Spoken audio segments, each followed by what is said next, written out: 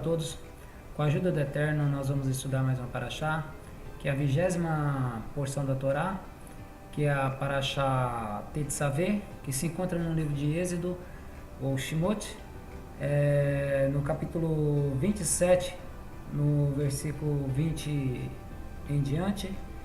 E então, aqui no versículo 20 está escrito: E tu ordenarás aos filhos de Israel que te tragam azeite de oliva puro, batido, para a iluminação, para acender a lâmpada contínua. É interessante nós entendermos essa paraxá, porque essa paraxá tem tudo a ver conosco. Essa paraxá, Tetzaveh, significa conexão. Essa conexão é tanto do Eterno para com o homem, do homem para com o homem também.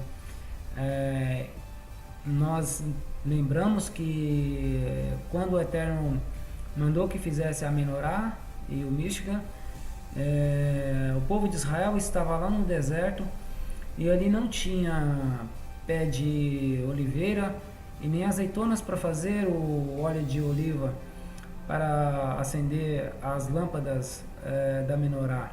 Muito bem, só que os nossos sábios vêm dizer que o povo de Israel ajuntou todas as especiarias valiosas, inclusive o óleo de oliva, que era uma especiaria muito cara na época, e levou com eles.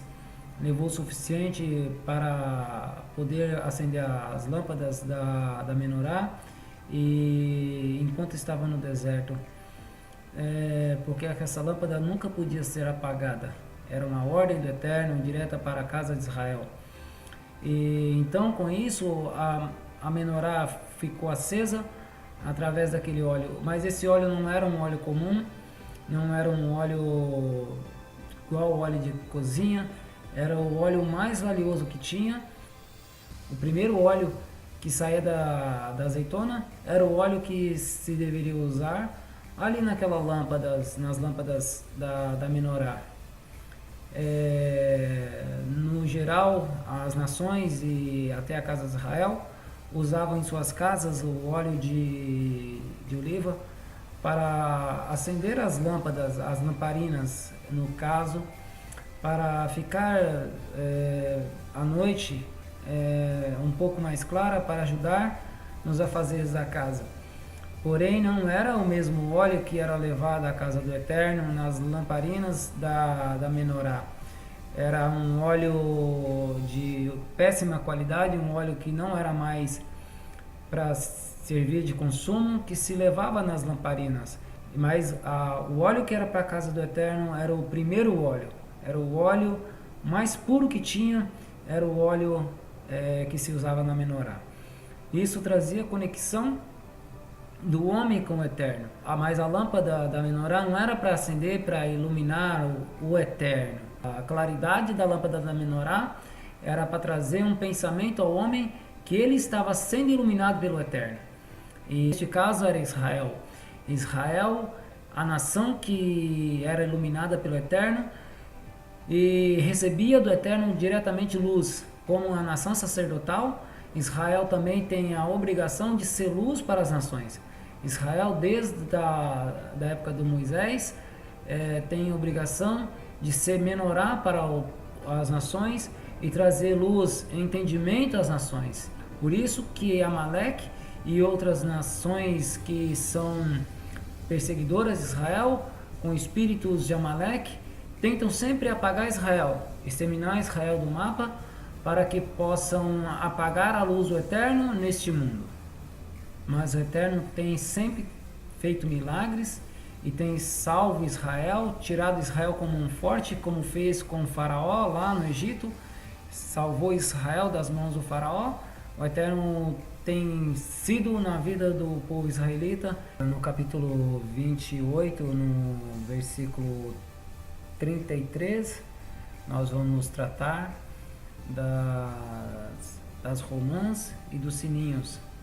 Então eu vou ler aqui como está escrito: fará sobre suas orlas romãs de tecido de lã azul celeste, púrpuras e carmesim, sobre sua orla em redor, e campainhas de ouro no meio delas em redor. campainha de ouro e romã, campainha de ouro e romã sobre as orlas do manto em redor, e estarão sobre Arão para servir, e será ouvida sua voz em sua vinda ao lugar da santidade diante do Eterno, e em sua saída, e não morrerás.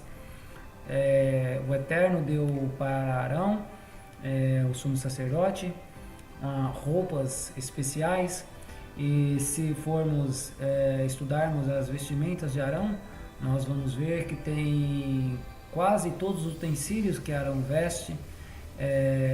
Do mesmo modo, eram os utensílios que cobriam o Mishkan, cortinas torcidas, e as cores são idênticas às cores usadas ali no Mishkan, no tabernáculo, representando que o homem também é um templo. Na verdade, o homem é a pousada do Eterno.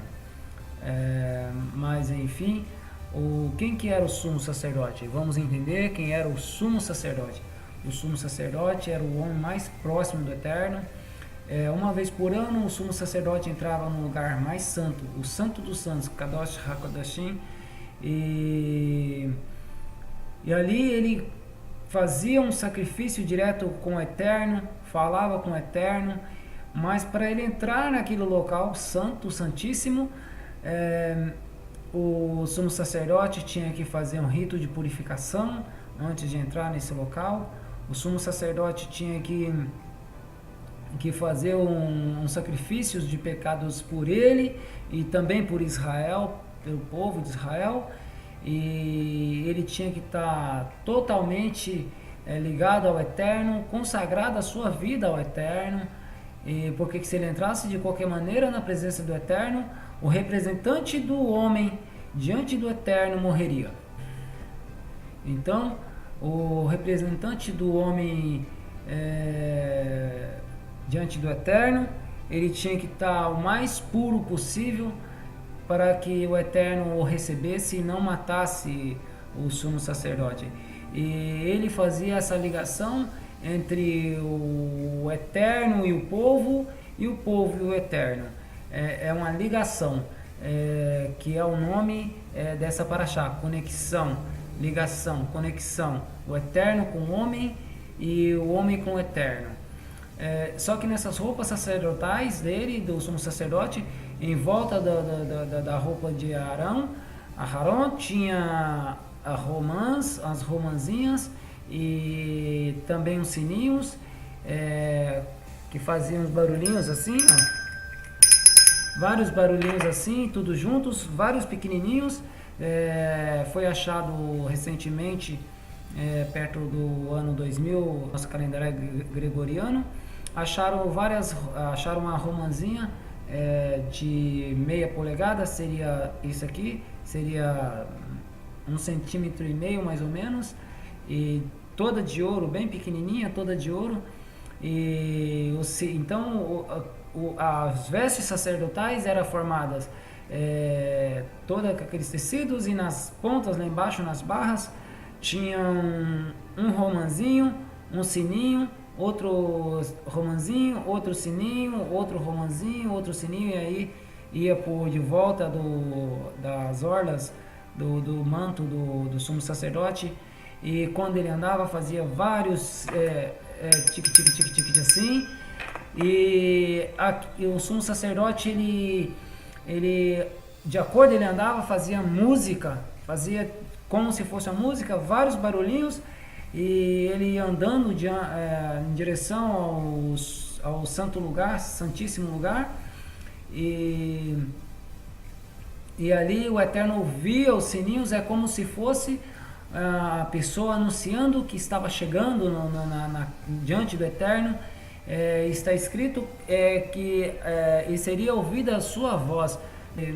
Então isso traz um pensamento, um entendimento para nós, de chamarmos a atenção do Eterno.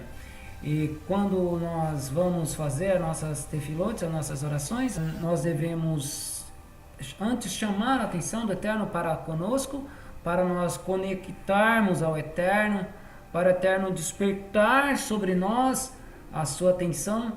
Mas como nós vamos despertar a atenção do Eterno sobre nós? Os Salmos de Davi, nós vamos ver que na sua maioria são cânticos. 90 e poucos por cento dos Salmos de Davi são cânticos. Então, mas o que tem a ver os Salmos de Davi com as orações? Nós vamos ver que Davi foi considerado pelo próprio Eterno o homem segundo o coração do Eterno. As orações de Davi eram escutadas pelo Eterno. Davi não fazia as coisas pelo que ele achava que tinha que fazer. Davi sempre ia orar ao Eterno, buscava o Eterno em direção, o que ele deveria fazer para ele conquistar a vitória sobre os inimigos dele. Sobre toda a vida de Davi era regido através de orações. E Davi louvava muito ao Eterno, glorificava muito ao Eterno, fazia muitas canções ao Eterno. E então, dentro do judaísmo, nós temos vários tipos de músicas, diferentes ritmos e músicas de aproximação ao Eterno, onde nós chamamos o Eterno para ouvir as nossas súplicas. Então, quando nós vamos orar, que bom seria se nós pudéssemos cantarmos ao Eterno os Salmos de Davi, músicas de elevações da nossa alma ao Eterno, para que a nossa voz fosse ouvida ao Eterno. Pudéssemos ser como sininhos, fazendo bastante barulho para chegar ao Eterno, com aquelas músicas, com a nossa voz, com aquela música, para que o Eterno desse ouvido às nossas orações, e assim o Eterno recebia as nossas orações, as nossas tefilá, claro, de acordo à vontade do Eterno. Mas muitas das vezes esse ato de clamarmos, pedirmos com alegria, fazermos aquela festa, o Eterno, uma bênção que ia demorar muitos anos para acontecer na nossa vida, essa bênção vem rápido ao nosso coração. No judaísmo não se tem tristeza. Tempo de luto para Israel, para a israelita, é só 7 dias. É só 7 dias. Passou 7 dias, nós continuamos a nossa vida, e a nossa vida é bênção, é alegria diante do Eterno. Então, que nós possamos começar a aprender, a praticar, a regozijar, a nos alegrarmos diante do Eterno, porque o povo do Eterno é um povo feliz. O povo do Eterno é um povo agradecido. De tudo que vem sobre a nossa vida, nós somos gratos ao Eterno, independente se seja coisas boas ou coisas ruins, porque até as coisas ruins para os filhos do Eterno, os servos do Eterno, são coisas boas. Parece coisa ruim, mas não é coisa ruim. Diante dos olhos do homem é coisa ruim, mas diante da realidade da vida é coisa boa. O Eterno fez com que aquele cenário fosse daquele jeito, aquela situação fosse daquele jeito, porque o Eterno tem um propósito maior na frente. Ele sabe os caminhos que devem seguir para que o servo dele, o filho dele, seja feliz na presença dele e se alegre cada dia mais. Então, porque nós nunca devemos reclamar nem murmurar das situações. Nunca. Se nós formos pegar o próprio caso de Moisés, de Moshe, quando a mãe dele coloca ele lá no cestinho e joga sobre o Nilo, parece uma coisa ruim, parece que aquela criança vai ser tragada por um crocodilo, parece que aquele cestinho vai descer de rio abaixo e nunca mais vai se achar, parece que aquele cestinho vai se afundar ali no Nilo, mas não, até aquela coisa que parecia ruim aos olhos da mãe de Moshe, do pai de Moisés, da irmã de Moisés, aos olhos dos israelitas ali, parecia tudo ruim, mas não era ruim, era coisa boa, porque dali ia surgir o príncipe que ia levar Israel através do deserto para Canaã e herdar as promessas que o Eterno fez a Abraão. Então, que nós possamos abrir nossas mentes e todos os dias sermos gratos pelas coisas boas que vêm na nossa vida, pelas coisas ruins que vêm na nossa vida, e continuarmos a nossa jornada, nosso caminho, sempre felizes diante do Eterno. Que o Eterno abençoe a todos, Agradeço a todos que têm assistido esse canal. Agradeço a todos que têm participado desse canal. Se você está gostando desses vídeos, repasse aos teus entes queridos, aos teus amigos, compartilhe, porque coisas boas nós temos que compartilhar. Coisas ruins nós temos que esquecer, mas coisas boas nós temos que compartilhar, e não deixamos nós de servir o Eterno, porque quando eu faço esse vídeo, eu estou servindo ao Eterno, eu estou servindo a vocês que estão me assistindo, e quando vocês compartilham, vocês estão servindo o Eterno, estão servindo aos vossos irmãos, aos vossos amigos. Então, que todos vocês possam ser abençoados mais uma vez, e que todos possam se alegrar e compreender os desejos do Eterno para as vossas vidas.